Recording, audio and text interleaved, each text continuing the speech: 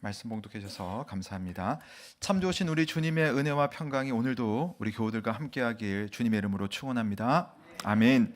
자, 오늘 우리가 읽었던 이 요한 1서는 사도 요한, 예수님의 제자인 사도 요한이 지금으로 하면은 투르키예죠. 투르키, 예전 성경에서는 소아시아라고 하죠. 그 지역 안에 에베소라고 하는 지역이 있습니다. 그 에베소에 있는 교회 성도들에게 쓴 편지입니다. 요한은 기원 후 67년 경부터 에베소에서 사역을 했습니다. 한번 그 그림 한번 띄워주시면 이게 이제 에베소 요한 교회라고 하는 그 교회 터가 이렇게 남아 있어요.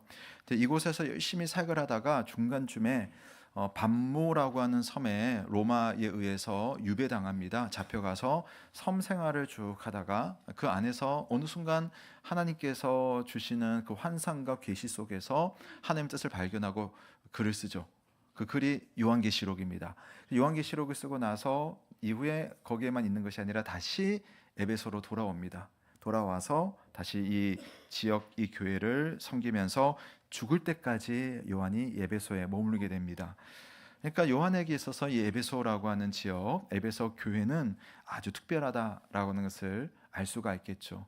그래서 그 특별한 교회 안에 여러 가지 문제가 있었어요. 그건 뭐 교회의 자체적인 문제라기보다는 외부에서 온 사람들에 의해서, 특별히 교회의 교사라고 하는 사람, 어떤 신학적인 지식가 또 성경 교사라고 하는 사람들이 교회에 들어와서 여러 가지 어려움을 끼친 겁니다. 그런 내용들에 대해서 반응해서 쓴 편지가 요한 1서거든요.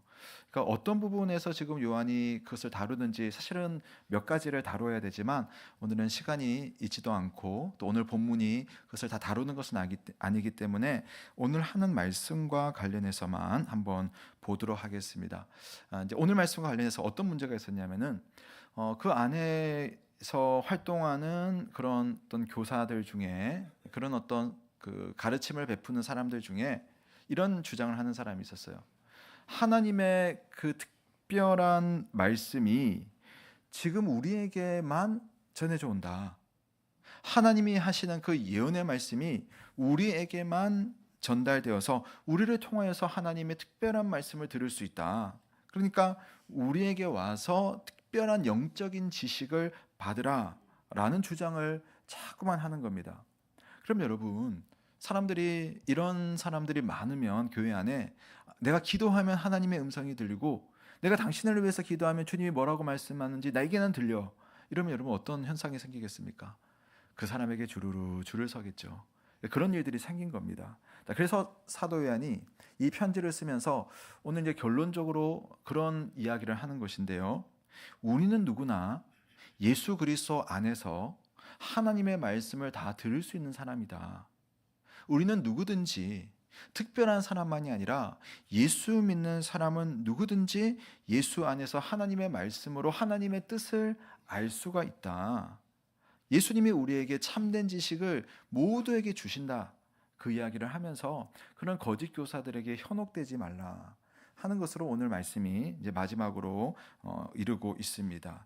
자, 그래서 오늘 말씀에서 요한은 우선 내가 먼저 깨달은 사실, 그리고 당신들도 깨달을 수 있는 그 사실에 대해서 두 가지 점에서 정리를 해줍니다. 제가 오늘 설교의 제목으로 잡은 것이 그것인데요. 하나님의 아들이 우리에게 주시는 지각, 지식이 있다는 겁니다. 두 가지를 말씀드릴 거예요. 첫 번째는 내가 누구인가에 대한 지식입니다. 내가 누구인가에 대한 지각. 이게 우리 신앙생활에서 정말 중요하거든요. 두 번째는 그렇다면 예수님 그리스도는 누구신가?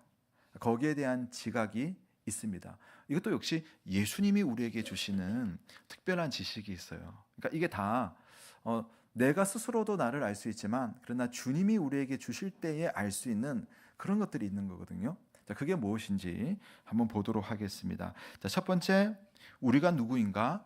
내가 누구인가에 대한 자기 정체성에 대한 그런 지각입니다.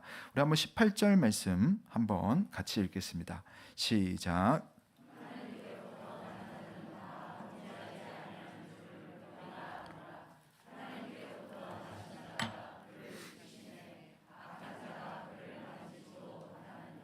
아멘.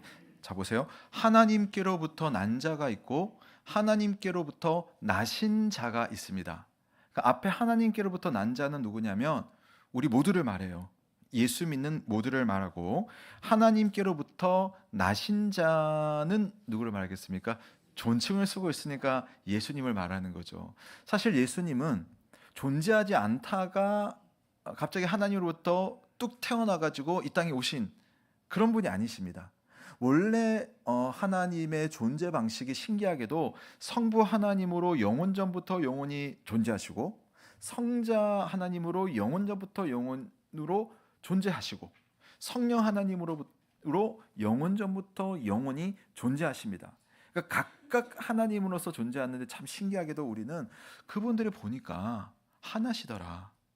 같은 뜻, 같은 마음, 같은 일을 하는 하나된 사랑으로 하나를 이루시는, 그래서 셋이 존재하는데 신기하게 하나다 해서 삼위일체 이렇게 부르는 거죠.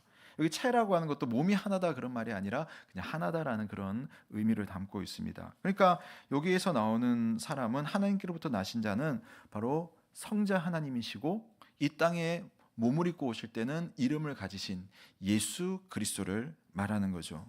자, 우선 여기서 우리가 성도에 대해서 말하기를, 성도는 다 범죄하지 아니하는 줄을 우리가 아노라.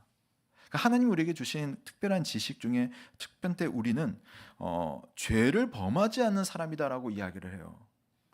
이런 동의하십니까? 동의하실 분 없을 거예요.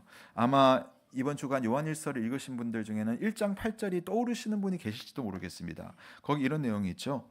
만일 우리가 죄가 없다고 말하면 스스로 속이고 또 진리가 우리 속에 있지 아니할 것이다. 나는 죄 없는 사람이다, 나는 절대로 죄를 짓지 않아 라고 한다면 그 사람은 사실 자기 속이는 거고 진리에 반응하지 않는 사람이 되는 거예요. 그러니까 그 말은 뭐냐면 우리는 사실은 다 죄인이라는 거죠. 아담으로부터 받은 원죄를 가지고 있는 죄인, 그 원죄로 인해서 우리는 끊임없이 죄의 욕구를 가지고 실제로 죄를 짓고 있는 그런 죄인입니다. 자, 그럼 여러분 좀 이상하죠? 우리가 방금 읽었던 5장 18절, 하나님께로부터 난 자는 다 범죄하지 않은 줄을 우리가 아노라라고 했는데, 아니 요한이 한 입에서 두 말을 한 겁니다. 우리는 다 죄인이다라고 그렇게 이야기를 한 거죠. 자, 이런 어떤 두 가지의 이런 모순되는 것을 우리가 만날 때에, 특별히 한 사람이 이런 모순되는 이야기를 할 때는 이유가 있지 않겠어요? 거기에 다 나름대로의 계산을 하고 설명하기 위한 강조점이라는 겁니다. 자, 우선 이런 거죠. 우리는 실제로 우리 자신을 제대로 직시할 필요가 있는데, 우리는 여러분 사실은 다 죄의 성향을 가지고 있는 죄인입니다. 아무리 내가 의롭게 살았다, 난 괜찮은 삶을 살았다라고 할지라도 자기 의로움을 주장할 수 없고 자신만만할 수 없어요. 그래서 요한일서 1장 8절은 그걸 딱 우리에게 건드려 주는 거예요. 너희들 다 죄인이다. 우리는 다 죄인이다. 자, 그런데 요한은 거기에만 머물러 있으면 안 된다는 거예요. 내가 죄인이니까 내 인생은 끝났어, 내가 죄인이니까 하나님 앞에 설 수가 없겠어, 그것이 아니라 그럼에도 불구하고 그 문제를 해결해 주시는 하나님의 뜻이 그의 아들이신 예수 그리스도를 통하여서 그 문제조차도 해결해 주시는 거다. 그러므로 예수를 의지해서 그분께 나아가서 진심으로 회개할 때 누구라도 용서받을 수 있으니 예수님께로 나아가야 한다는 그 가르침으로 연결되는 것이 요한 1서가 진행되는 방식입니다. 그러니까 우리는 죄인이지만 예수 그리스도를 통해 죄의 문제를 해결받고 예수님을 의지함으로 사망에 이르게 만드는 그 죄의 권세를 벗어나게 되었습니다. 그래서 우리는 우리 자신에 대해서 좀 이런 이해를 할 필요가 있어요. 우리는 죄인이기 때문에 하나님의 심판을 받을 존재다. 근데 그런 우리를 하나님이 얼마나 사랑하셨으면 우리의 죄를 오늘부터 미래까지, 과거까지 다 용서하시는 자리에다가 우리를 불러주셨을까? 그런 우리 자신에 대한 이해가 예수 그리스도를 알아가면 알아갈수록 우리 속에 들어오는 겁니다.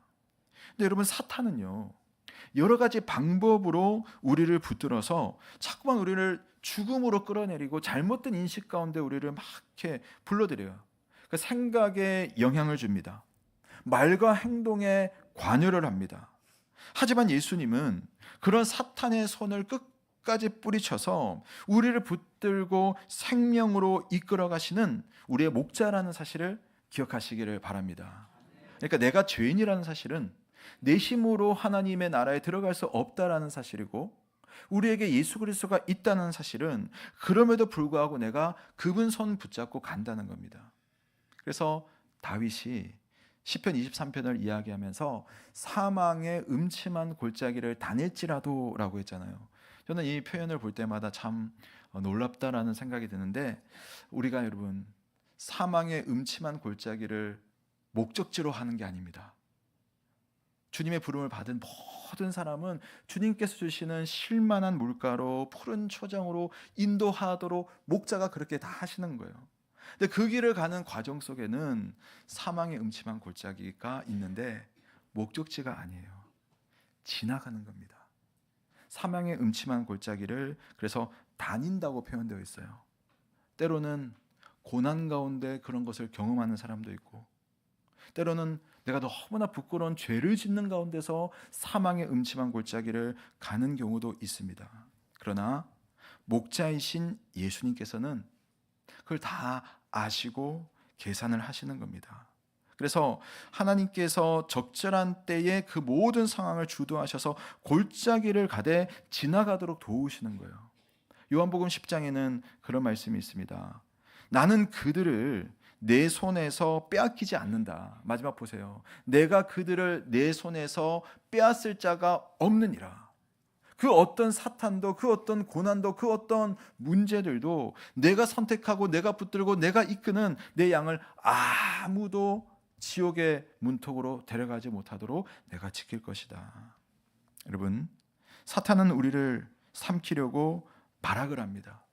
우리에게 그 어떤 것들을 만들어서 자꾸만 넘어뜨리고, 또 내가 죄인인 사실을 발견을 하되 구원받지 못하도록 자꾸만 우리의 믿음을 흔들려고 하는 거죠. 과거에는 핍박으로, 박해로 성도의 믿음을 흔들었다면, 오늘날에는 경제 때문에, 노후 걱정 때문에 주님 바라보는데 어렵습니다. 어떤 사람들은 너무 또 좀 부유하기 때문에 주님 의지하는데 어려움을 겪는 그런 분들도 있습니다. 그러나 여러분, 하나님의 택함을 받은 성도들은 예수님을 부인하고 믿음을 저버리는 영원한 사망의 죄에 결코 빠지지 않는다는 사실을 기억하시기를 바랍니다. 때때로 넘어질 수는 있어요. 때때로 흔들릴 수는 있습니다. 때때로 의심할 때도 있긴 합니다. 그러나 우리는 양이기 때문에 그렇지, 목자는 양들이 거쳐가야 할 모든 장소와 포인트를 아시고 우리를 이끄시는 거거든요. 아, 이때는 내 양이 이런 경우를 겪어야 된다.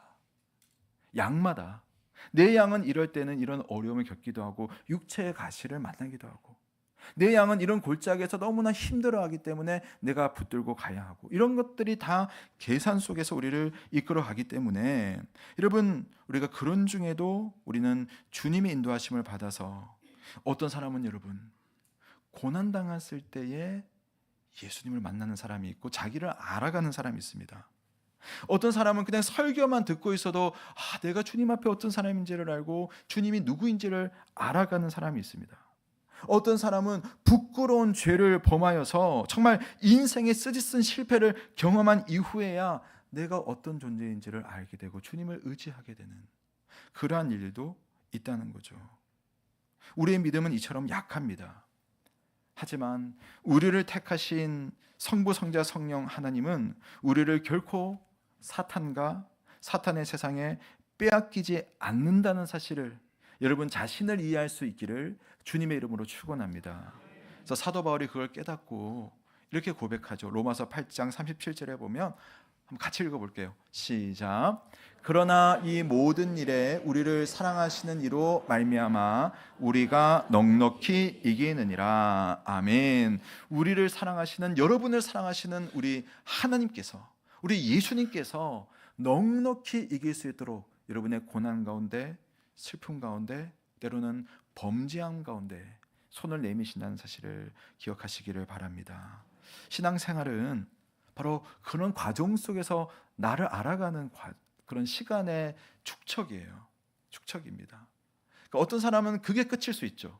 근데 믿음의 사람들은 그 과정 속에서 나를 알아가고 예수님을 배워가게 됩니다.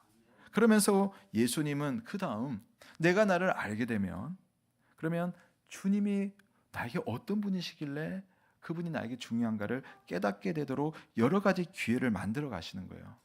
두 번째로는 예수님은 누구신가? 이게 주님이 우리에게 주시는 두 번째 자각입니다. 20절 말씀 제가 한번 읽어드릴게요.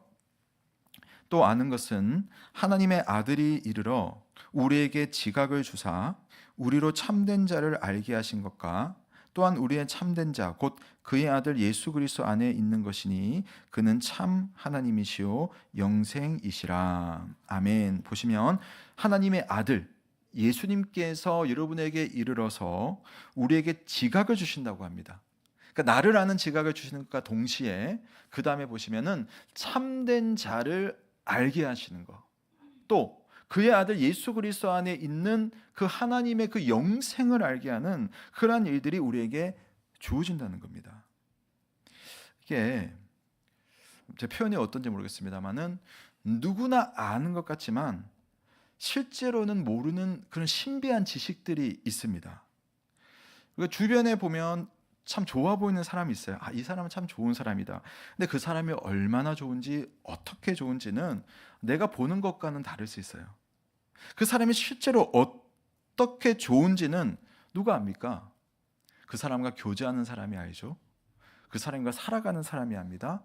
그 사람의 자녀가 그 사람이 얼마나 좋은지를 체감하면서 압니다. 예수님께서 우리에게 주시는 지각은 이런 면이 있어요. 어떤 면에서는 직관적으로 참 신비스럽게도 주님이 어떤 분인지를 알게 하고, 또 그런 가운데서 그런 예수님을 실제로 경험하게 되는 그런 신비한 알림이 우리 성도들의 인생 가운데서 끊임없이 펼쳐진다는 겁니다. 제가 지난주에 신방을 했는데 한 가정에 갔습니다. 우리 젊은 우리 성도님 가정인데, 그 성도께서 본인 고3 때 이야기를 이렇게 하시더라고요. 고3 때 한참 좀 공부하고 바쁘고 예민할 때잖아요. 근데 몸이 극도로 쇠약해진 겁니다. 그러니까 병원에 갔더니 이 상태를 내버려 두면은 더 심각한 질병에, 생명에 지장이 되는 질병에 가게 될 것이다. 이건 뻔하다. 의사의 판단으로 볼 때, 또 지표로 볼 때 뻔하다. 이렇게 된 겁니다. 그래서 하시는 말이 그런데 이 병을 치유할 수 있는 치료제가 있고 치료하면 그래도 훨씬 더 가능성이 있다 하면서 이제 치료 받을 것을 권했는데, 마침 그 성도님이 그 시기쯤에는 집안의 가세가 극도로 기울은 거예요. 근데 비용이 감당할 수 없는 수준인 거죠. 그래서 엄마랑 둘이서 갔는데, 모녀가 갔는데 고민하다가 당장 할 수 있다, 하겠다라고 말을 못하고 이제 나올 수밖에 없는 그런 상황이었어요. 근데 나오면서 이제 의사 선생님이 이거 치료 안 받으면 따님 이렇게 어떻게 될지 모른다고 막 그렇게 이야기를 했는데, 그 고3 소녀가 그런 말을 했답니다. 선생님 앞에. 선생님, 저희는 하나님께 기도할 거예요. 고3이. 여러분, 고3이 그런 말, 제가 저희 딸 보면은 이런 말을 어디 가서 할 수 있을까? 나 뜨거워서도 못할 것 같고, 또 그런 믿음으로도 할 수 없을 것 같은데, 물론 이제 그분은 믿음이 좋으신 분이셨어요. 근데 보니까 그 말이 직관적으로 나온 겁니다. 그걸 뭐 경험해 봤습니까? 성경에 있었던 그런 내용이죠. 근데 그 순간, 그런 어떤 극도의 어려운 순간에 하나님의 성령이 우리 가운데 오셔서 하나님이 어떤 분인지, 예수 그리스도가 어떤 분인지를 순간적으로 알아차릴 수 있는 그런 지혜와 지식을 주는 거예요. 그래서 집에 서로 말도 못하고 손잡고 돌아가셨대요. 그리고 나서 뭐 한 주인가 두 주인가 그래도 이제 다시 한번 병원에 정밀 검사를 하려고 간 거예요. 분명히 그 상태였기 때문에 그래도 한 번 더 검사를 하게 됐는데, 어떤 일이 생겼습니까, 여러분? 갔더니 정밀 검사를 했는데 그때 나왔던 그 수치가 완전히 다 내려가가지고 정상이 돼버린 거예요. 그래서 들어보니까 선생님이 그런 말을 했대요. 도대체 뭘 먹고 왔냐고. 그 선생님이 장로님이시라는데 뭘 먹고 왔냐고 그런 이야기를 했다고 합니다. 여러분, 저는 그 이야기를 들으면서 사실 여러분, 우리가 아플 때 병원에 가서 치료받는 거, 그거 하나님의 뜻이고 하나님의 역사입니다. 그것도 하나님이 만드신 원리이기 때문에. 근데 어떤 경우에는 그것도 할 수 없는 상황들이 있을 수가 있어요. 그럼 하나님은 때때로 우리에게 그런 방법이 아닌 초월적인 능력과 초월적인 지식을 주셔서 하나님을 의지하게 하고, 또 그런 가운데서 주님을 알아갈 수 있도록 도와주시기도 한다는 거죠. 고3 소녀가 죄송합니다, 뭘 알겠습니까? 근데 그 순간적으로 하나님이 주시는 그 지식 속에서 예수 그리스도가 주시는 그 마음 안에서 예수 그리스도와 직관적으로 만나고, 그 직관적인 지식 속에서 실제로 하나님을 알아가는 그 경험까지 주님께서 주시는 겁니다. 우리 모두에게도 일어날 수 있는 일이라는 사실을 믿으시기를 바랍니다. 바울이 그래서 고린도후서 4장 6절에 이런 말을 하죠. 한번 같이 읽겠습니다. 시작.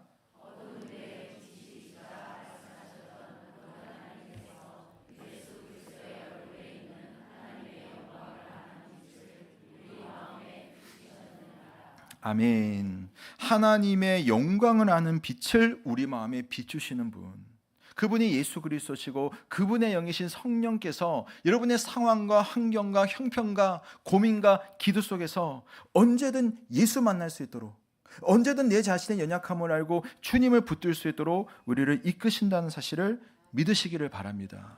그리고 그분이 주시는 것은 하나님 자신과 그 하나님이 주시는 풍성한 영생인 줄로 믿습니다. 자, 이때 영생이 중요합니다.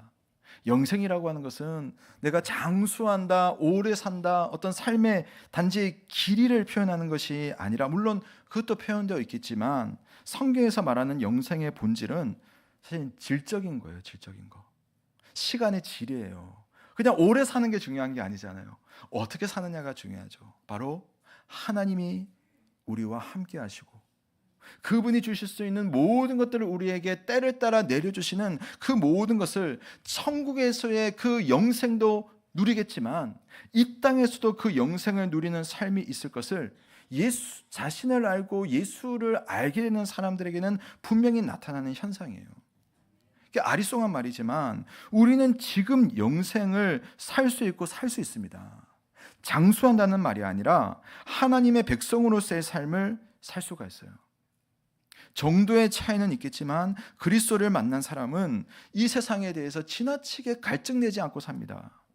내 생명이나 내 평판에 모든 것을 걸고 그것만을 바라보고 살지 않아도 됩니다. 왜? 하나님께서 주실 영원하고 완전한 것이 내 것이므로, 이미 이 땅에서도 넉넉한 마음으로 담담한 인생을 살아낼 수가 있는 거예요. 그래서 뭐가 달라도 다른 삶을 사는 것이 그리스도인의 삶인데, 그 가능한 것이 마지막 21절에 이렇게 표현되어 있습니다. 자녀들아, 너희 자신을 지켜서 우상에게서 멀리하라. 우상이라는 것은 특별한 어떤 형상만을 말하는 것이 아닙니다. 우리가 예수님 안에서 영원토록 누릴 것이 사실은 풍성한데, 지금 그런 것이 없는 것처럼 다른 것을 얻기 위해서 안다라고 애쓰는 그 모든 것을 일러서 우상이라고 말할 수가 있는 거죠. 내가 원하는 그것이 없어서 내 인생은 끝난 것처럼 여기는 그것이 우리에게는 우상이 될 수 있어요. 그것이 무엇입니까? 집이 없어서 내 인생은 참 실패한 인생, 내 건강을 잃었으니까 나는 이제 너무나 안 된 인생, 이렇게만 우리가 볼 수도 있지만, 여러분 어떠세요? 부족하면 망한 건가요? 있다가 없어지면 실패한 건가요? 남들과 비교해서 좀 모자라 보이면 내 인생은 불쌍한 인생입니까?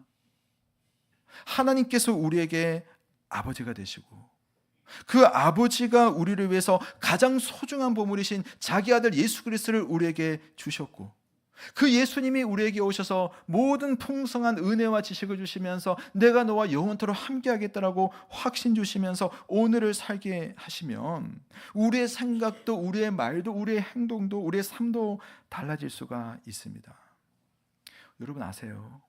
우리는 그 과정 속에서 지금 살고 있습니다. 내가 지금 이 자리에 왔습니다. 내가 예수님을 지금 말씀 듣고 보니까 찾아야 되겠다는 생각이 들어요. 그분 만나려고 생각이 듭니다. 근데 알고 보면 여러분이 예수님을 찾는 건 아니고 여러분이 예수님을 만나는 것이 아니라 바로 그분이 여러분을 부르시고 그분이 여러분을 찾으시고 그분이 여러분을 만나시려고 모든 계획을 하시고 여러분을 어떤 골짜기든 인도하면서 당신의 준비된 목적지로 우리를 데려가시는 것입니다. 그러므로 여러분, 예수님께서 여러분을 찾아서 만나시려는 이 신비스러운 일들이 앞으로도 평생도록 내 안에 일어난다는 그 사실을 기억하면서 내 자신을 알아가며 예수님을 알며 의지하며 살겠다라고 하는 그 마음도 주님 주시는 마음인데, 그 마음 가지고 새로운 지각을 주시는 그 예수님께로 감사하며 나아가시는 저와 여러분 되시길 주님의 이름으로 축원합니다. 기도하겠습니다. 하나님 아버지, 오늘 우리에게 말씀 주신